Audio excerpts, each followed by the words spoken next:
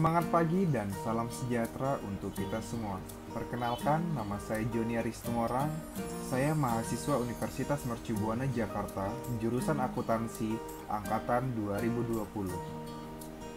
Pada kesempatan hari ini, kita akan belajar bersama tentang masalah pengangguran dan kebijakan pemerintah. Apa saja yang akan kita pelajari dalam video kali ini? Kita akan mempelajari tentang definisi pengangguran, penyebab terjadinya pengangguran, dampak pengangguran, jenis-jenis pengangguran, dan apa saja kebijakan pemerintah dalam mengatasi pengangguran. Definisi pengangguran.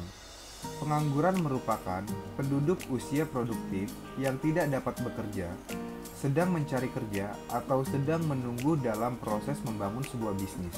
Intinya, mereka yang belum bisa diterima oleh lapangan pekerjaan atau sedang berproses membangun bisnis atau sedang mencari pekerjaan. Penyebab terjadinya pengangguran. Ada 6 hal yang menjadi penyebab terjadinya pengangguran. Yang pertama, banyaknya jumlah tenaga kerja tidak sebanding dengan kesempatan atau lapangan kerja. Yang kedua, kemajuan teknologi yang pada akhirnya dapat menggantikan tenaga kerja manusia. Yang ketiga, kurangnya keterampilan yang dimiliki pelamar kerja sehingga tidak memenuhi kriteria lowongan pekerjaan. Yang keempat, tenaga kerja antar daerah dimanfaatkan secara tidak seimbang. Yang kelima, pemerintah yang membuat kebijakan untuk menghentikan pengiriman TKI ke luar negeri. Yang keenam, persaingan pasar global. Banyak perusahaan, terutama perusahaan asing di Indonesia, yang lebih memilih menggunakan tenaga kerja dari negara lain dibandingkan tenaga kerja lokal, karena dinilai tidak memiliki kemampuan yang memadai. Jenis-jenis pengangguran. Menurut penyebab terjadinya pengangguran, ada 4 jenis pengangguran menurut penyebab terjadinya pengangguran.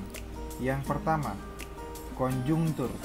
Yang kedua, friksional. Yang ketiga, siklus. Yang keempat, struktural.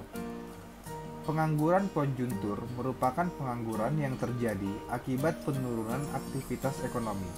Kondisi ini menyebabkan perusahaan mengurangi jumlah produksinya, sehingga terpaksa melakukan PHK atau mengurangi jumlah karyawannya. Pengangguran ini biasanya terjadi ketika krisis ekonomi melanda. Sedangkan pengangguran friksional merupakan suatu pengangguran yang disebabkan karena ketidaksesuaian antara pencari kerja dengan lokasi tempat kerjanya. Yang ketiga, pengangguran siklus merupakan pengangguran yang terjadi karena kondisi atau musim tertentu. Dan yang keempat, pengangguran struktural merupakan pengangguran yang disebabkan oleh pergeseran aktivitas ekonomi. Aktivitas ekonomi bergeser, sedangkan kualitas sumber daya manusianya tidak melakukan penyesuaian diri.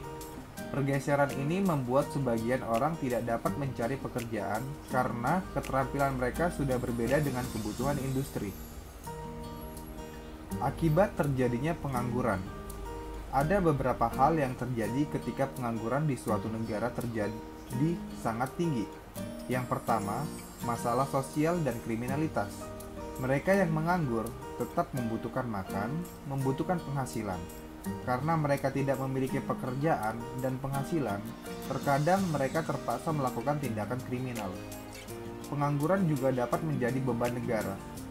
Kita tahu, ketika masyarakat menganggur, negara terpaksa harus menanggung beban sosialnya. Negara mengeluarkan berbagai program agar mereka yang menganggur segera bisa mendapatkan pekerjaan. Pengangguran juga dapat mengurangi pendapatan per kapita pendapatan sebuah negara. Pendapatan per kapita merupakan pendapatan rata-rata rakyatnya. Jika sebagian besar rakyatnya pengangguran, maka pendapatan rata-rata rakyatnya rendah. Pengangguran juga dapat menyebabkan masalah kesehatan dan psikologis. Mereka yang menganggur akan cenderung terkena tekanan stres, depresi, dan sebagainya, sehingga berujung pada aspek kesehatan dan psikologis. Dampak yang terakhir adalah rendahnya produktivitas. Mereka yang menganggur tidak dapat beraktivitas, tidak dapat menghasilkan apapun yang bernilai ekonomi, sehingga produktivitas negara menjadi rendah. Lantas, bagaimana kebijakan pemerintah mengatasi pengangguran? Ada beberapa kebijakan pemerintah untuk mengatasi pengangguran. Yang pertama, menciptakan lapangan pekerjaan seluas-luasnya. Yang kedua, meningkatkan kualitas tenaga kerja. Yang ketiga, mengadakan proyek magang bagi calon tenaga kerja. Yang keempat, meningkatkan kesejahteraan tenaga kerja. Yang kelima, mengembangkan sektor informal. Yang keenam, pengembangan program transmigrasi. Yang ketujuh, meningkatkan investasi.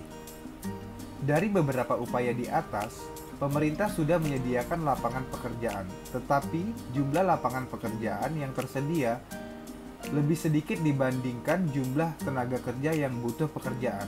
Oleh karena itu, pemerintah harus lebih memperhatikan lagi masalah pengangguran yang terjadi selama ini. Sekian pembelajaran kita hari ini. Semoga bermanfaat bagi teman-teman semua dan bermanfaat bagi saya sendiri. Mohon maaf jika ada salah kata dan pengucapan. Terima kasih.